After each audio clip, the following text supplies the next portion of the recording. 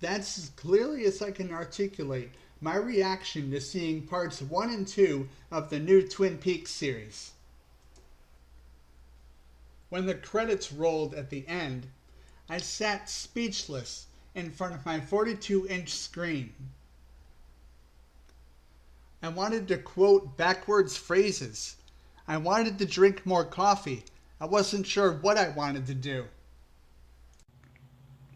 I am the ranting usher, and now that I've had time to let parts 1 and 2 sink in, I feel I am ready to review what Frost and Lynch have cooked up for us after 26 years. I'm going to try to keep this review as spoiler-free as possible. With that being said, let me lynch you to your seat. I am pleased to see that Angelo Badalamenti's score remains the same. It is such a staple of the series. It truly echoes the sadness and the mystery that lurks within the Twin Peaks universe. They changed some of the imagery. I will admit I missed the bird. There was something special about the bird. Maybe because it was the first thing we saw when an episode began. But we do get a glimpse of Laura Palmer, which indicates that although her murder was solved, she still remains a crucible of the series. The Packard Mill may have served its purpose in seasons 1 and 2, but I doubt it is still relevant. Rather than lingering on the smokestacks, we see amazing shots of the waterfalls. This isn't exactly the way they appear on the show. During the intro, the camera pans down on the falls from above, giving you the sensation of going down with them. I love seeing them from that angle, but the waterfalls are powerful and majestic no matter how you look at them. There are some sweeping shots of the Black Lodge, which gives the impression that rather than appearing seldom throughout the series as it had in the original, more time and attention will be devoted to this surrealistic dimension. I'm surprised to see Bobby Briggs working at the sheriff's station. He was quite the miscreant. He even murdered a man in Fire Walk With Me.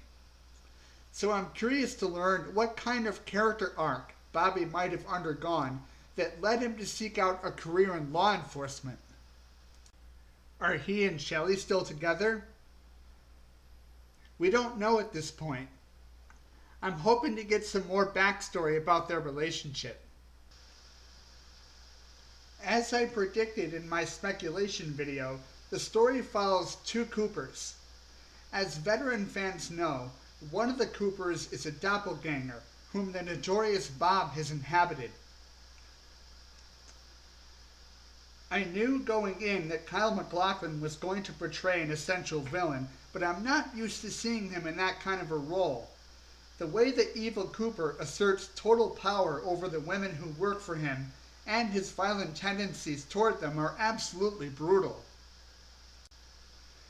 We've seen Leland be aggressive, yet there's something shocking and disturbing about seeing Cooper perform these horrible acts. Even so, I very much admire MacLachlan's versatile acting abilities. I will admit, I love that he catches one of the women, Daria, in a lie using a tape recorder. That's a nice touch. A nice sardonic throwback to the tapes Cooper used to make for his mysterious secretary, Diane. Good Cooper is still stranded in the Black Lodge, and has been ever since the finale of Season 2. I don't know how he's managed to keep from going batshit insane, being cut off from the real world for that long. Who knows what bizarre things he might have experienced during that time. I wonder how long it's been since he's had a decent cup of coffee. When we first see the good Cooper, he appears to be trapped in a black and white version of the Black Lodge. David Lynch was clearly paying homage to film noir. The show took on an Eraserhead quality that was quite unexpected, and yet blends in perfectly well with the Twin Peaks lore. The last thing I'll talk about is the glass box.